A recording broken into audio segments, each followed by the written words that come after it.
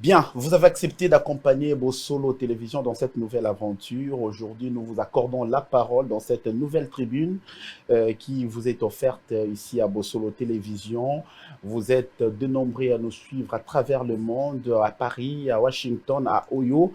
Vous nous suivez aussi ici à Kinshasa, capitale de la République démocratique du Congo, dans toutes les 24 communes de Kinshasa. Nous vous proposons ce nouveau programme pour vous accorder enfin la parole et savoir qu'est-ce qu'il y a dans vos politiciens, dans vos leaders d'opinion, leaders des groupes, qu'est-ce qu'ils pensent de la République démocratique du Congo autrement et vu sous un autre œil.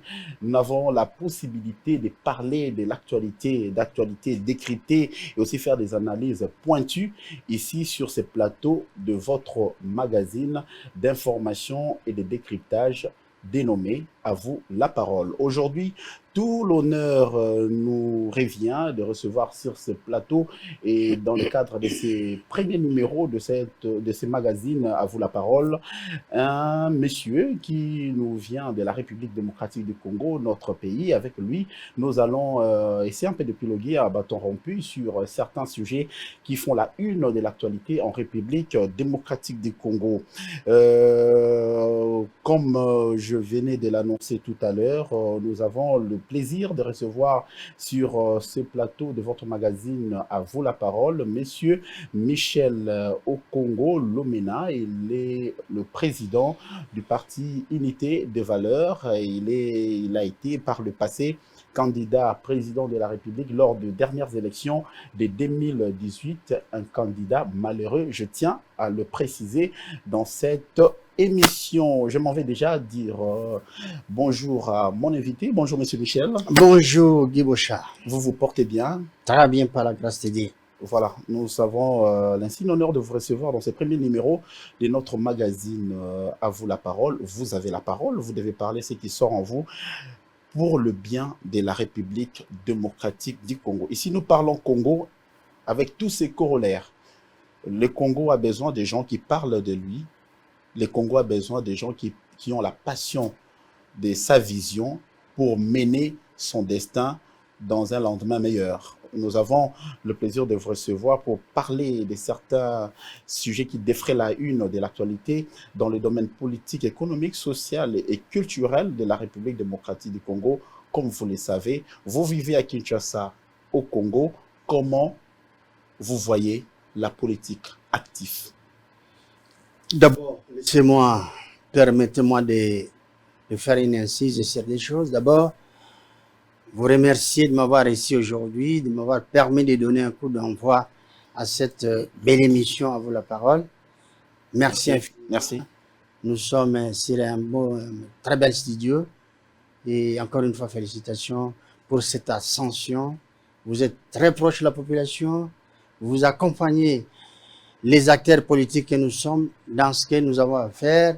Vous êtes cette courroie de transmission qui est entre nous et le peuple. Deuxième chose, je voulais exprimer une pensée à un homme qui nous a quittés il y a 5 ans. C'est le défunt Étienne Tshisekedi Wamulumba. Peut-être qu'on va en revenir, mais je voulais préciser que ce fut mon mentor parce que j'ai été dans l'école de Étienne Tshisekedi Wamulumba avec d'autres collègues, éventuellement certainement avec les chefs de l'État, aujourd'hui, son Excellence Félix Antoine Tshisekedi. Donc, aujourd'hui, ça fait 5 ans, jour pour jour, depuis qu'il avait rendu l'âme au Seigneur. Donc, pour nous, c'est une journée mémorable. Voilà pourquoi j'exprime une pensée à ces grands personnages qui nous a quittés, mais aussi à sa femme, notre maman Marthe Tshisekedi, qui est encore en vie, et à tous les combattants avec lesquels nous avons eu à combattre pour la libération de ces pays, ou plutôt pour la démocratisation de ces pays. C'était juste une parenthèse. Alors, revenons-en à la question que je vous ai posée tout à l'heure. L'honneur, surtout, je vais faire une nuance, revient à l'initiateur de cette chaîne de télévision, M. Israël Mutombo Sango, qui a donné la possibilité, que je salue d'ailleurs, qui a donné la possibilité à la jeunesse montante de s'exprimer et de produire un travail de qualité. Nous sommes dans ces magazines à vous la parole qui vous reçoit, Monsieur Michel Okongolomela. Vous avez parlé de Etienne Tshisekedi tout à l'heure. Est-ce qu'il a légué un héritage qui est pérennisé aujourd'hui? Bon, je me souviens une fois à Genève, on lui avait posé cette question-là, en d'autres termes. On voulait savoir s'il y avait quelqu'un qui devait les succéder. Donc on parlait de dauphin. Il avait dit que dans sa tête, ça n'existait pas parce qu'il devait y avoir beaucoup de Tshisekedi. J'ai arrêté encore cette réponse. Mais dire qu'il devait léguer un héritage, ça m'étonnerait. Le vrai héritage que nous pouvons nous réclamer, c'est la démocratie, l'esprit de bien faire et l'esprit d'élite et d'accomplissement. Et c'est ça le vrai héritage qu'Etienne Tshisekedi a laissé à tous les Congolais, tout comme Patrice Emery Lumumba et les autres. Et voilà ce que je peux dire. Mais Etienne Tshisekedi n'a pas su conquérir le pouvoir de son vivant, mais quand même, il a aujourd'hui son parti politique qui est la plus veille dans l'opposition. 37 ans de lutte aujourd'hui à la commande de la République démocratique du Congo. Quand vous comparez la gestion par rapport aux gestions précédentes, UDPS est-il dans le bon? Est-elle dans le bon ou pas? Bon, c'est compliqué de parler d'un parti. Non, vous êtes politique. Oui, je vais y arriver. Vous parlez mais que vous êtes dans l'idéologie des sphinx de Limete. Oui, mais dire qu'il n'a pas conquéri le pouvoir, c'est une autre façon de voir les choses parce que c'est vrai, on peut dire qu'il n'a pas atteint les sommets de l'État, c'est vrai. Mais il a combattu, il a ravi le pouvoir à Mobutu parce que le vrai pouvoir. Moi, j'étais ambassadeur de l'UDPS en Suisse. J'étais représentant de l'UDPS en Suisse, représentant intérimaire en Italie. Nous avions le vrai pouvoir. Ça veut dire lorsque la voix de l'UDPS s'exprimait dans des chancelleries, dans des milliers, dans des sphères de décision, c'est la voix de l'UDPS qui primait. Ça veut dire que Tshisekedi avait conquéri le pouvoir, mais il n'avait pas la sommité. Alors, par rapport à, vous avez aussi posé la question de savoir, et par rapport au pouvoir aujourd'hui, je pense que nous sommes encore dans l'apprentissage démocratique. Ça veut dire, après 37 ans de lutte? Oui, mais il y a des ratés. La RDC a 60 ans là, je parle de l'indépendance. Je ne peux pas me figer sur l'UDPS. Je suis le président national d'un parti politique qui s'appelle Unité de Valeurs, mais cela ne m'empêche pas de parler de l'UDPS qui est un parti au pouvoir. Au pouvoir, voilà. Tous nous souhaitons avoir une UDPS forte. Malheureusement, aujourd'hui, avec ce qui se passe, ça laisse à désirer. Donc, nous sommes tous inquiets lorsqu'on voit qu'il y a un déchirement au sein de l'UDPS. Vous avez les gens qui se tirent les pattes. Ce n'est ni bon pour les chefs de l'État, ni bon pour la République. Donc, je pense que de ce côté-là, nous devons appeler au calme, appeler à la raison également. Est-ce qu'Etienne Tshisekedi voudrait voir les choses se passer ainsi dans sa famille politique? Pas du tout. Ça serait quoi sa perception de choses? Pas du tout. Lui, il avait prôné, de son vivant, Etienne Tshisekedi avait prôné l'unité, la compréhension, surtout la compréhension, étant donné que l'homme, dans la société, on n'est pas tous pareils. Chacun a sa particularité. Chacun a sa façon d'agir.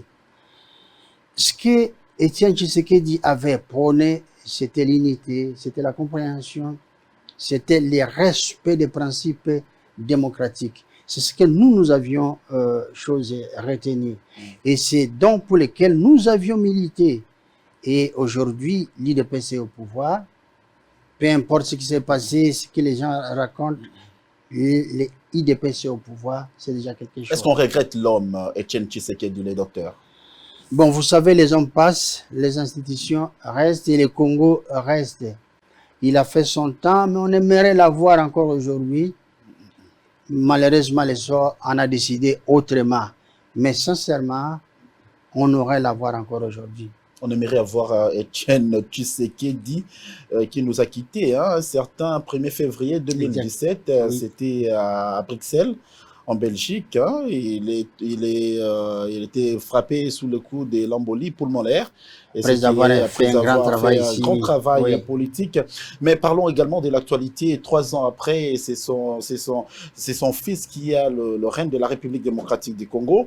Et après son élection, hein, sa brillante élection aussi, il faut le dire ainsi, à la tête de la République démocratique du Congo, 3 ans après, Félix Tshisekedi, son bilan à mi-parcours, parce que l'année prochaine, on tend vers les élections en général en 2023. Mais s'il faut évaluer les 3 années passées par Félix Tshisekedi à la tête de la République démocratique du Congo, bilan positif, mitigé, ou soit on est en train de patauger.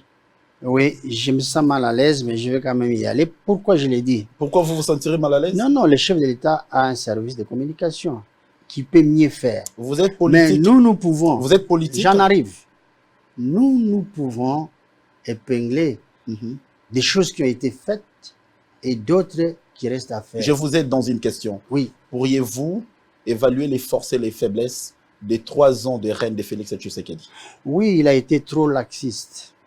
Le chef de l'État a été trop laxiste par rapport aux corrupteurs, à la corruption, par rapport à ses collaborateurs qui n'ont pas joué un rôle tel qu'on attendait d'eux.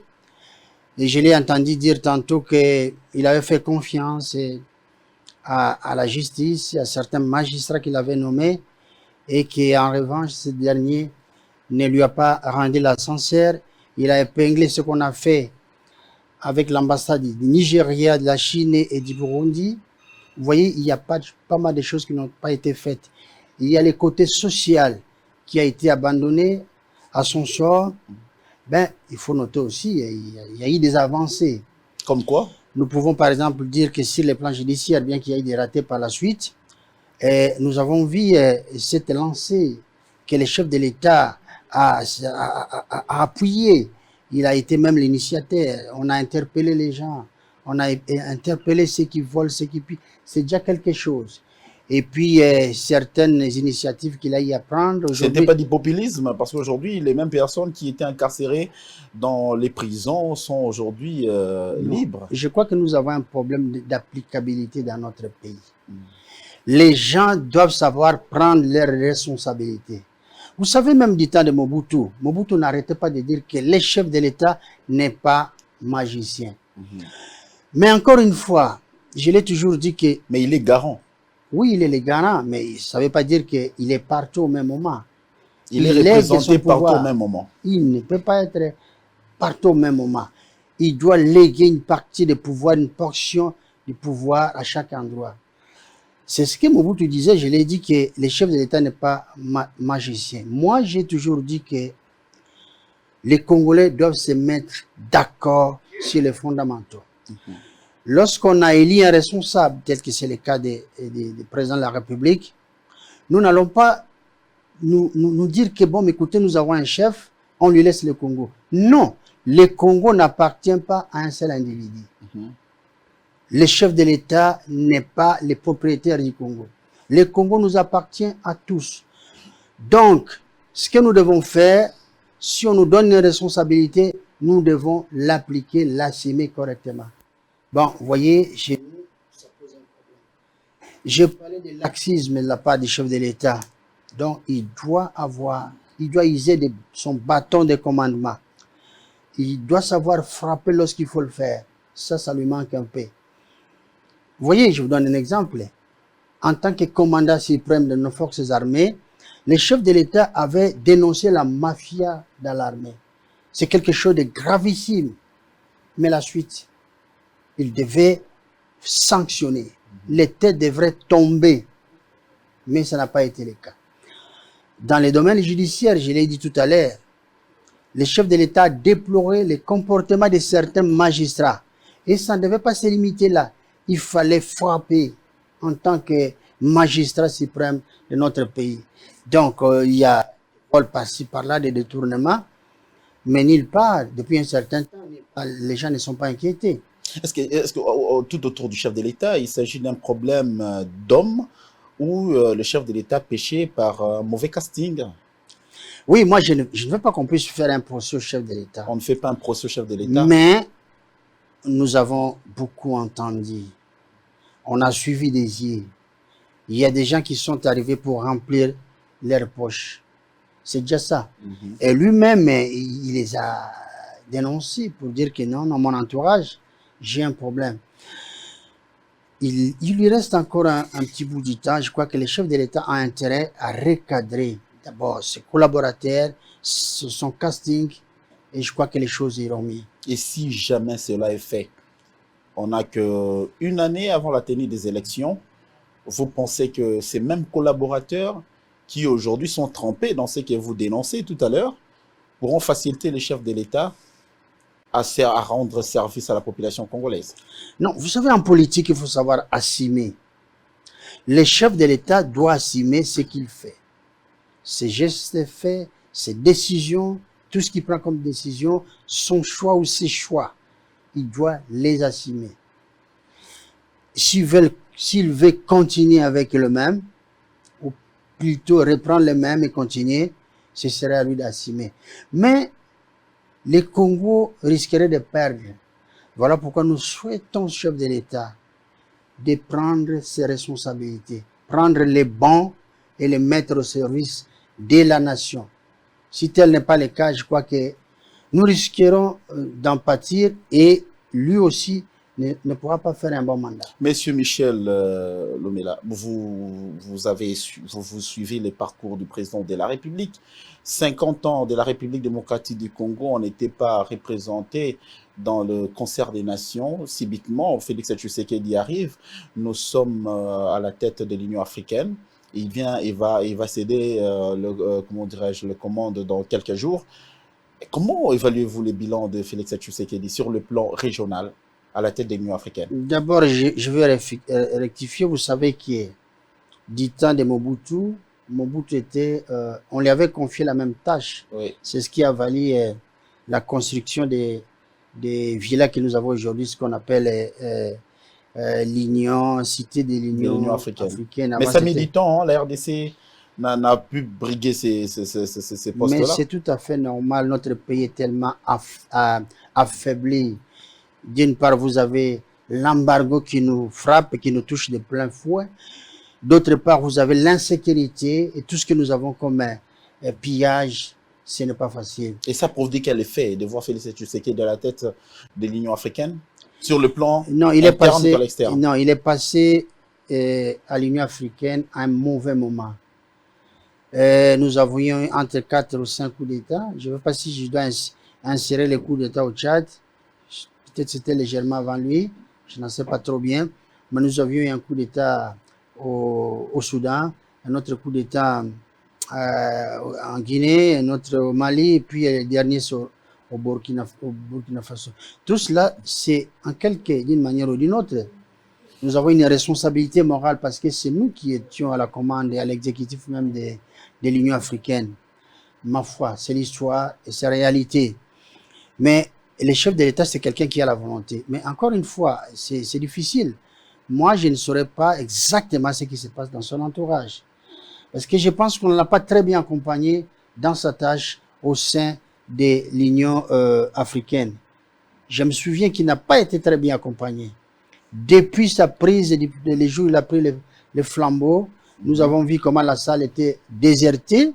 On ne dira pas que c'était à cause du Covid, mais avec les déclarations qui fuient de partout, c'est décourageant.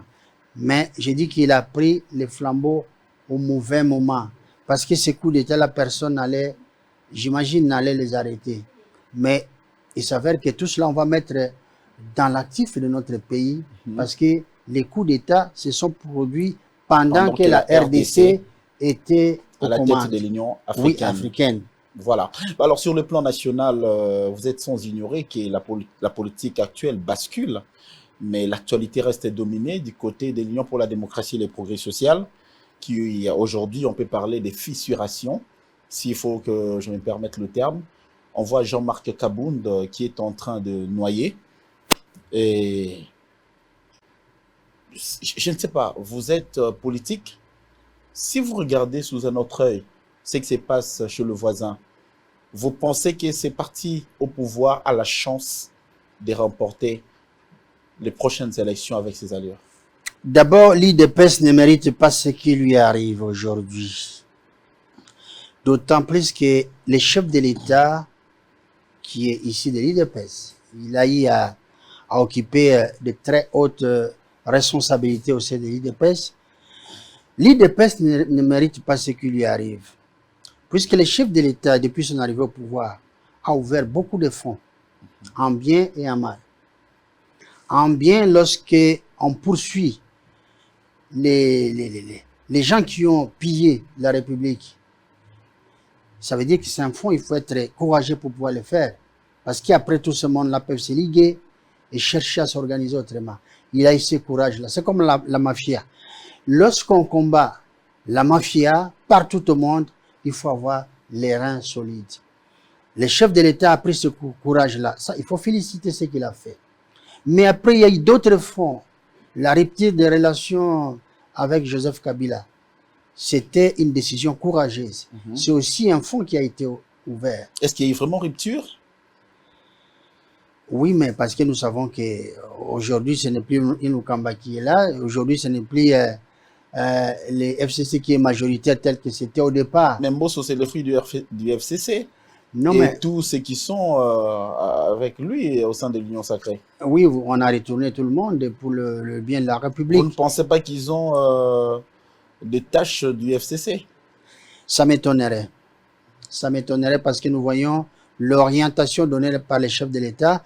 Nous voyons que celle-ci est respectée et puis elle est effectuée selon la volonté du chef de l'État. Rentrons dans l'IDPS, voilà. Voilà, l'IDPS. L'IDPS n'a pas le droit d'avoir une scission au sein d'elle-même. Ce n'est pas possible parce que tout le départ, toutes les décisions, tout ce on vit aujourd'hui va contribuer ou contribue déjà à fragiliser l'IDPS. Et puis Kabound. Le départ de Kabound, c'est aussi un fonds qui vient d'être ouvert. Vous savez, avec Kabound, je vais être sincère. Je vais parler par un exemple. Vous avez chez vous, vous élevez un chien, vous en êtes les propriétaires. Et ces chiens-là, lorsque vous arrivez, vous rentrez à la maison, vous voyez avec quel enthousiasme ces chiens-là viennent vers vous. Ils viennent, ils sautent sur vous, mais on finit. Vous risquez de vous retrouver avec des égratignures. Mais ce n'est pas dans le mauvais sens. C'est l'expression d'un amour. Donc, je pense que ce qui est arrivé avec Kabound, je vais laisser l'IDPS prendre ses propres responsabilités, mais je sais qu'on devait prioriser l'attente, la réconciliation au lieu, à moins qu'il y ait autre chose que nous ne connaissons pas. Et il y a eu des choses qui se sont passées, que nous avons appris à travers les médias, l'histoire de la garde républicaine, l'histoire des pneus qui étaient troués, des choses comme ça. Mais l'essentiel, c'est l'unité. Moi, je crois que les chefs de l'État auraient mieux fait de préserver l'unité. Et si on y va de cette façon-là, donc, on risque d'avoir une guerre au sein de l'IDPS. Or, ce qui se passe au sein de l'IDPS risque d'influencer la marche de notre pays. Et c'est là le drame. C'est ce qui fait que nous soyons affectés. Je vous dis, nous passons souvent par dixièmerie. Si vous avez des accrochages au niveau de dixièmerie, ça ne se limite pas seulement entre les membres de l'IDPS. Ça affecte aussi les usagers de la route. Je donne un exemple comme ça. Moi, j'appelle l'IDPS à la raison, au calme et à l'unité. Est-ce que vous pensez que Jean-Marc Kabound serait une personne à craindre pour Félix Tshisekedi? Non, moi je ne peux pas aller jusque-là, je ne dirais pas ça. Moi je me limite à lancer un appel. Parce que d'autres langues pensent que aujourd'hui, mettre Kabound à la porte, il va se rebeller, il va se retourner contre le chef de l'État demain. Non, nous sommes dans un principe démocratique. Lorsque vous mettez quelqu'un dehors, c'est un homme politique qui saura comment s'organiser démocratiquement, mais avoir peur de lui par rapport à quoi il ne va pas prendre les armes, je ne pense pas. Il ne va pas prendre les armes. Encore une fois, je pense que... Mais il a quand même quelques personnes qui croient en lui. La raison d'État doit primer. Moi, je m'exprime surtout parce qu'il s'agit d'un vice président de l'Assemblée président de nationale. l'Assemblée nationale. C'est un grand personnage. Mais après, dans une société, il y a toujours des problèmes qui se pointent. Mais il faut savoir les surmonter. C'est ce que je demande à l'IDPS. Si j'ai un conseil à dire, c'est celui-là. Il faut privilégier la bonne entente, il faut privilégier l'unité. Parce que lorsqu'on est divisé, on ne gagne jamais. Or, la victoire de l'IDPS, c'est la victoire de toute une nation. Parce que moi, je faisais partie de cette machine. Nous avons combattu pour la démocratie et nous y sommes arrivés, tant bien que mal. Encore une fois, nous n'allons pas jeter à la poubelle toutes les années d'élite à travers des querelles intestines. Non, ce n'est pas permis. C'est la parole de Michel Okongolomena. On a assez parlé de l'UDPS, mais vous êtes président d'un parti politique, Exact. comme je l'ai évoqué tantôt à l'intro de cette émission. Unité de valeurs. Pourquoi unité de valeurs? Unité de valeurs, c'est les valeurs dans l'unité. Donc, la conjonction des valeurs, positivement, donc des valeurs C'est positives. vécu au sein de votre formation politique? Exactement. Chez nous, chacun. Parce que nous sommes partis du principe que en l'homme, Dieu a mis des valeurs. Et la conjonction de ces valeurs-là finit toujours par propulser les pays, booster les pays vers l'avant. Mais si vous faites le contraire, et vous risquerez de payer cash. Et vous êtes fondé sur quoi? Unité des valeurs, parti politique, Michel Lomela, candidat malheureux aux dernières élections de 2018. Michel Lomena. Oui. Pourquoi vous avez tenté cette aventure? Non, ce n'est pas Vous avez aussi vous avez de l'audace de diriger un si grand pays comme ça? Non, ça c'est vieux, c'est passé. Vous voyez ce qui est passé, est passé. Je vous dis que lorsqu'on... Mais vous ne vous arrêtez pas, vous avez des ambitions à briguer Non, pour l'instant, un mandat politique. souffrez que je ne puisse pas me prononcer parce que nous avons un président qui est encore là et tous les Congolais doivent être derrière lui parce qu'il est le président de tous les Congolais. Mandat politique, c'est pas seulement la présidence, hein? Détrompez-vous. Oui, mais on peut avoir d'autres... Bon, pour l'instant, vous savez que nous devons nous organiser. Vous êtes tous pour muet les Congos. sur cette question. Non, c'est pas mieux. Je vous dis tout simplement que, vous l'avez si dit, qu'avoir des ambitions, c'est pas seulement des ambitions présidentielles. J'ai des ambitions qui consistent à servir mon pays d'abord. De Et quelle je l'ai manière? toujours fait de plusieurs manières. Faire Donc, les champs? je peux, la politique, c'est un engagement. Je le fais bien parce que dans la politique, je tiens compte des sociales de notre peuple. Donc, je vous dis que sur le plan social, je suis celui qui finance les micro-projets. Ok. Vous voyez, pour remettre les Congolais au travail, mais aussi combattre la faim. Mais aussi, j'ai érigé plusieurs sites où se donnent gratuitement les cours d'alphabet. Vous voyez? Ça, c'est dans le cadre de votre Oui, formation oui, politique. oui, dans le Unité fonctionnement. de valeurs. Dans le fonctionnement de mon parti politique. Parce que, figurez-vous, Guy Bocha, notre pays a à peu près 40% d'analphabètes. Et c'est un fléau, un véritable fléau. Aussi, nous avons un problème d'éducation civique qui vient à manquer dans notre pays. Alors, j'organise des séminaires d'éducation civique. Je l'ai fait depuis l'Europe.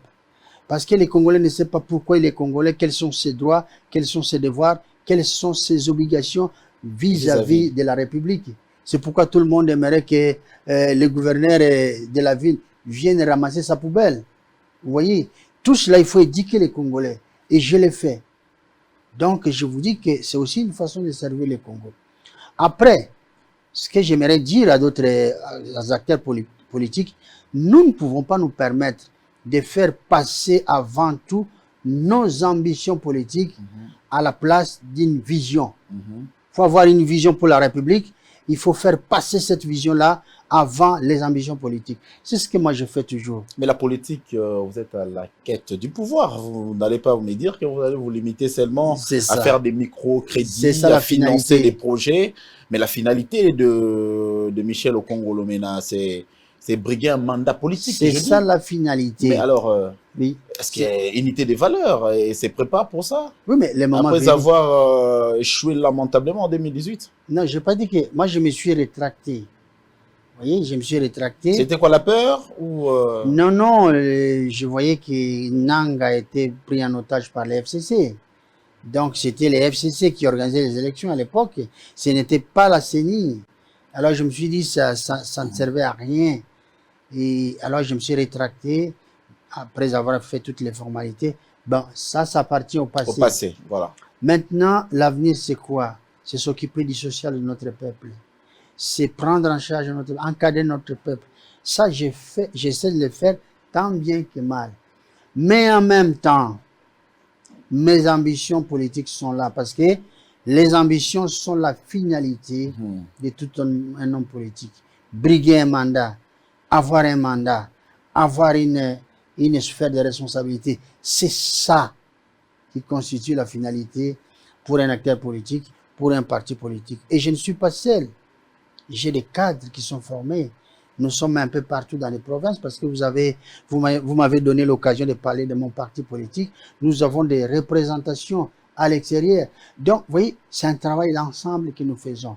Et dans tout cela, je vais préciser que nous sommes au service de la nation, de notre peuple. Voilà ce que j'aimerais vous dire. Unité de valeur, vous êtes au service de votre peuple parce que vous organisez des formations, vous financez des petits projets. Et ce sont des projets visibles qui aujourd'hui, vous devez vous vanter. J'ai fait ça et aujourd'hui, la population peut me donner confiance. Vous n'estimez pas qu'avec ce que vous faites, vous alliez à l'actuel président de la République pour donner du punch à ce que vous faites et pour que ça soit, d'une manière générale, servir toute la nation, serait aussi mieux? Non, les chefs de l'État ont une vision globale. Voilà. Nous sommes là, nous sommes aux affaires. Mais s'il plaisait au chef de l'État de nous appeler pour X ou Y tâche, nous le ferons. Si on nous dit par exemple que nous devons encadrer les Congolais en ce qui concerne l'éducation civique, on le fera, on est 1000 outillés. Et si les chefs d'État pensent que nous pouvons faire quelque chose dans les domaines de l'alphabétisation, là aussi nous sommes capables de faire quelque chose. Dans une république, c'est comme dans une équipe de football ou dans un orchestre. Chacun doit savoir jouer sa partition. Vous avez parlé de 40% d'analphabètes en République démocratique du Congo. Et comment vous évaluez la gratuité de l'enseignement? Ça marchait? Ça boite? Ou ça peine à se concrétiser? C'est un mort-né, il faut l'avouer. Ça peine à se concrétiser. J'espère que c'était une bonne volonté. Hein? C'était une bonne volonté. En fait, c'est une volonté constitutionnelle. Et qu'est-ce qui n'a pas marché au fond? Qu'est-ce qu'il fallait remédier? Je ne saurais pas vous dire. Je crois que nous sommes partis un peu très tôt. Il fallait prendre le temps de réfléchir, de mettre les choses en place. Et puis, le moment venu, lancer cette opération.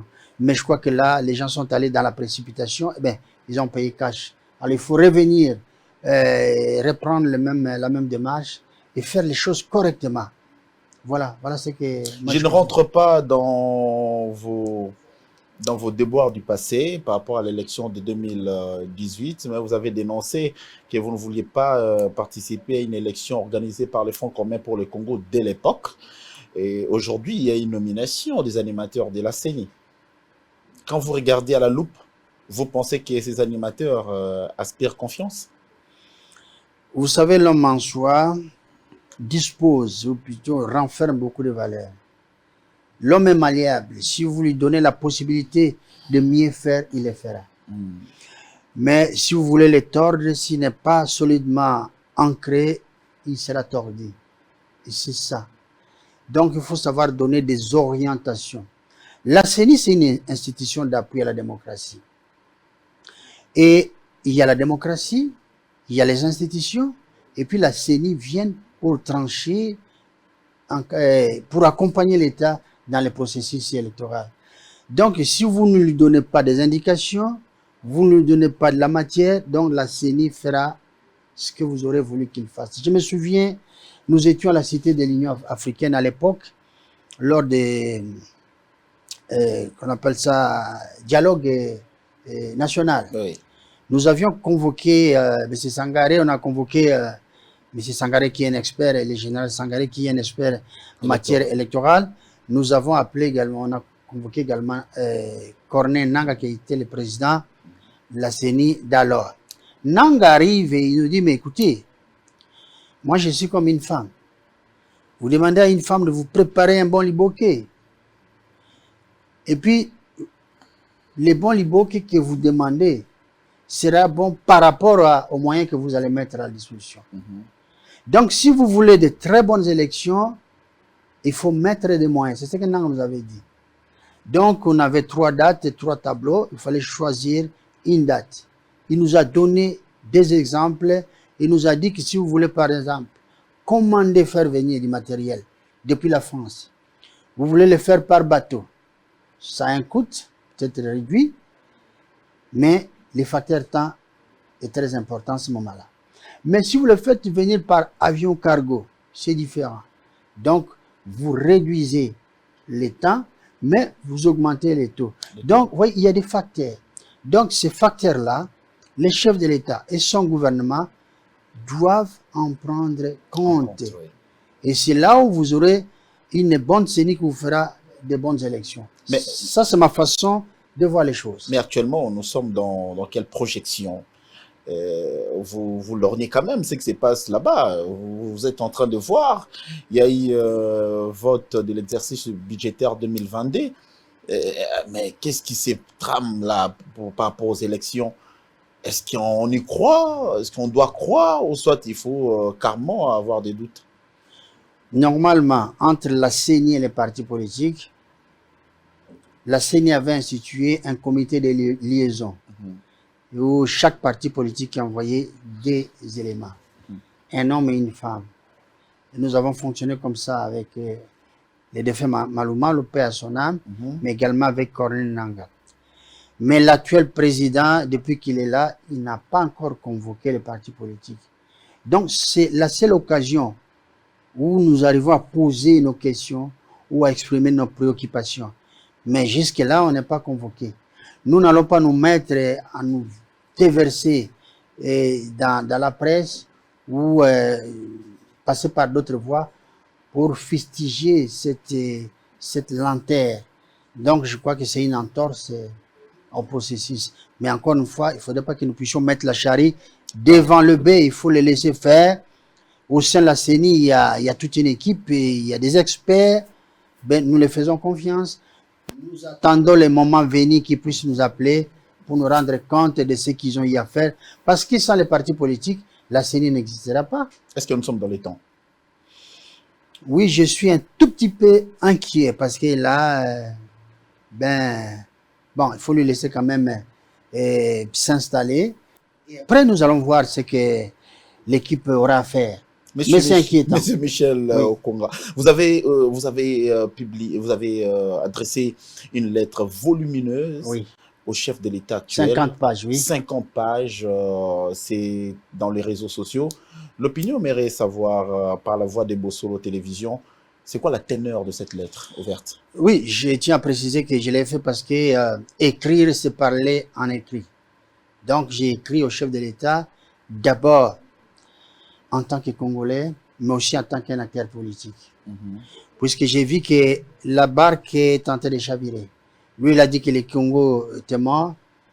Moi, je ne dis pas la même chose que lui. J'ai dit que le Congo est sinistré, nous avons des problèmes. Et avec un peu d'effort, nous pourrions relever le Congo. C'est pourquoi je lui ai adressé cette lettre ouverte.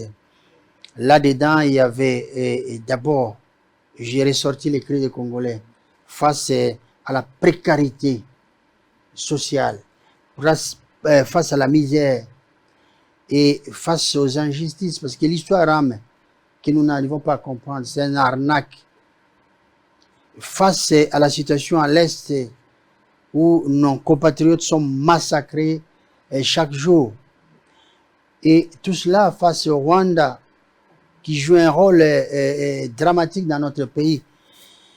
Après, j'ai proposé des résolutions. Il y en a eu beaucoup. Je crois qu'on a eu à peu près 24 ou 25. Dans ces résolutions-là, je lui ai demandé de créer une nouvelle armée. Parce que celle-là, avec les infiltrations rwandaises, ben, ce n'est plus une armée. Enfin, d'abord, je salue le courage de nos forces armées. Mais je note ce que le chef de l'État avait dit, que l'armée était infestée. Donc, elle était féodée. Là, il fallait prendre son bâton de commandement et frapper. Et je lui ai dit que les meilleures affaires, c'était de révoquer les moratoires de la peine de mort, afin qu'on puisse appliquer dans notre pays la peine capitale dans son effectivité. Non seulement pour les généraux qui trahissent, mais aussi pour ceux qui pillent notre pays, ceux qui volent les millions et des milliards. Voilà parmi les recommandations. J'ai parlé aussi de la police. Il faut réformer la police. Et il faut donner beaucoup de moyens aux services des renseignements et aux recherches scientifiques également.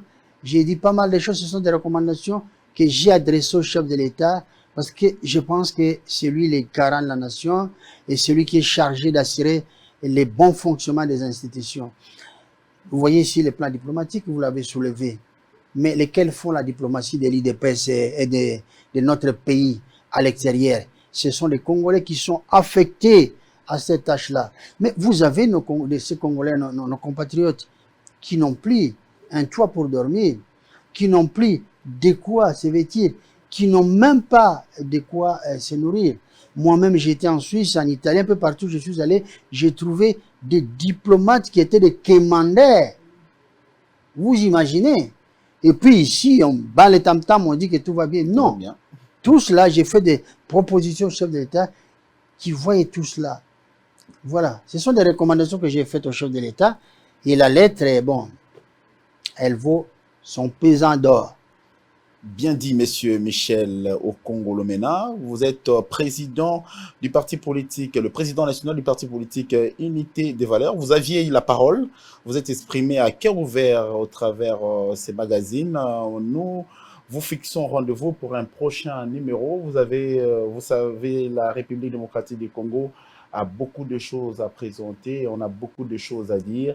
Mais le temps qui nous est imparti touche à sa fin. Moi et vous, on se retrouve dans un prochain numéro. D'ici là, portez-vous bien et restez toujours fidèles. À vous la parole. Au revoir.